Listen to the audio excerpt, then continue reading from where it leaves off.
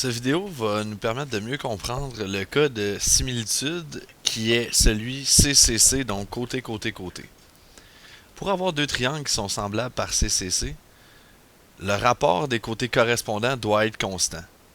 Donc dans ce cas-ci, nos deux triangles sont semblables si la mesure de AB divisée par la mesure de XY est égale à la mesure de AC divisée par la mesure de XZ et aussi à la mesure de CB divisée par la mesure de ZY, alors on a deux triangles qui sont semblables par CCC.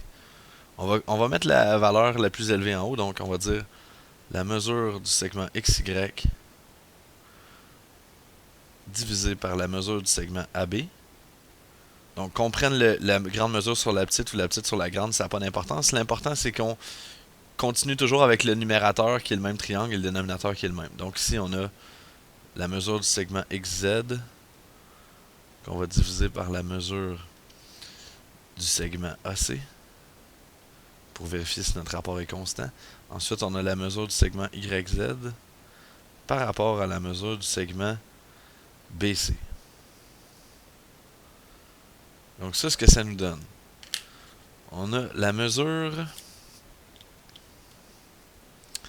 de XY sur AB. Donc 7,5 divisé par 5. Ça fait bien 1,5. Ensuite, on a la mesure de XZ sur AC.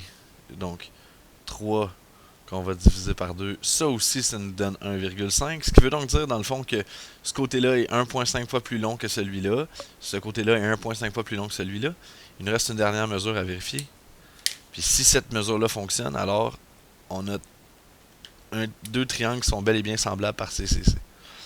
Donc ici, on a 4,5 qu'on divise par 3. Puis encore une fois, ça nous donne un rapport qui est de 1,5. Donc ici, dans les trois cas, on a un rapport qui est égal à 1,5. Donc nos triangles sont semblables par CCC. Maintenant, on va se poser une petite question par rapport à ça, parce qu'il y a des utilités tout à fait concrètes à ce concept-là. OK? Dans la question, on nous annonce que les triangles sont semblables par CCC.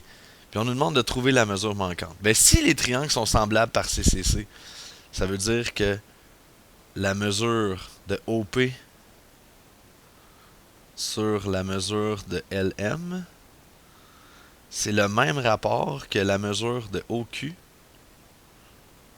sur la mesure de LN. Mais ici, ce qu'on se rend compte, là, c'est que OQ, c'est notre inconnu. Mais tout le reste, on le connaît. Fait que ça finit par être un bon vieux produit croisé tel qu'on connaît depuis longtemps. Donc, on a LM sur OP. Donc, on a... Ou OP sur LM, plutôt. Donc, 5 sur 3, qui est égal à ce qu'on cherche, donc le point d'interrogation, sur 4,23.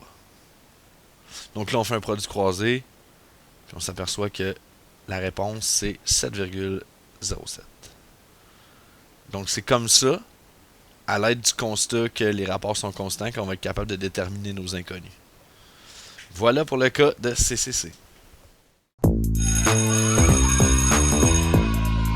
Il y a des jours où on a vraiment besoin d'un coup de pied pour faire nos devoirs, mais il y a des moments où on a surtout besoin d'un coup de main. Pour ça, il y a Allo Prof, des enseignants super cool répondent à tes questions du lundi au jeudi de 17h à 20h. Tu peux les rejoindre par téléphone au 1-888-776-4455 ou dans leur cyberclasse sur alloprof.qc.ca. Et la bonne nouvelle, C'est que c'est gratuit. profite-en! Profites-en!